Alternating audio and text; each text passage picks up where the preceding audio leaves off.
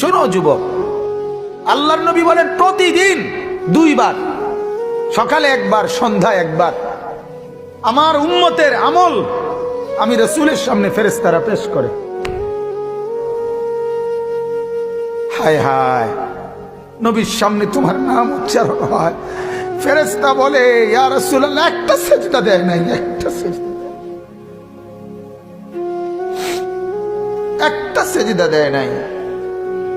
আল্লাহর নবী তখন বলে হায় আমার উম্মত, আমার 23টা বছরের দিবানিশির এই মেহনতের কোনো কদর করলি না? 23 বছরের আমার এত কষ্টের কোনো কদর হলো না? হাসরের ময়দানে নবী, দোস্ত শুনেন, হাসরের ময়দানে আল্লাহর নবী তার পিঠ দেখাবে, পিঠ, নবী তার পিঠ দেখাবে, পিঠ দেখায়া বলবে উম্মত দেখ আমার পিঠ চালনির মতো ছিদ্র ছিদ্র করে ফেলছি। তায়েফের বাচ্চারা যখন আমার পাথর মারছে, ওই পাথরের আঘাত সইতে গিয়ে।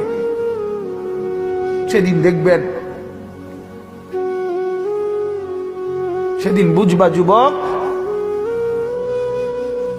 নওজোয়ান, তোমাদের জন্য কাদার কেউ নাই, তোমাদের জন্য ভাবার কেউ নাই। মা বাপ ছেড়ে দিছে তোমারে, যা বাবা নষ্ট হয়ে যা।